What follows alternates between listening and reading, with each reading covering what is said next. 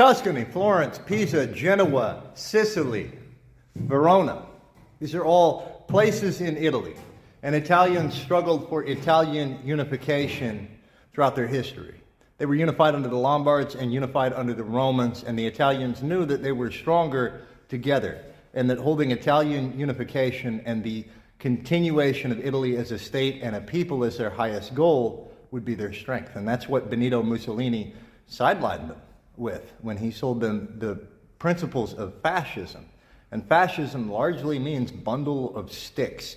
It comes from the weapon of the Roman consular guard that had a bundle of reeds on the outside that has become allegorical for many other words in our language you may be familiar with.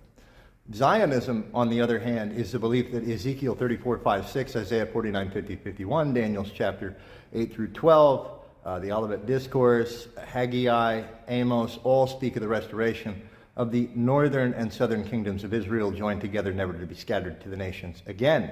And that's of interest because the northern kingdom only existed for 200 years. That's why we call Jewish people Jews, is that Judea, the southern kingdom, is the only one that remained after the Babylonian exile that was still in existence. And so, looking at it through that lens, through that narrative, if Scripture promises the restoration of the northern kingdom, and, for example, Isaac Newton predicts it, he predicts that 1947 will be the year that this happens based on his reading of the book of Daniel, then this is a somewhat normative understanding of that text that you will see pushback against here and there on the internet and in our society. But Zionism and fascism obviously are two separate ideas, because fascism is a uniquely Italian idea that roughly and barely maps onto the Holy Roman Empire and the German people, and it does so very poorly.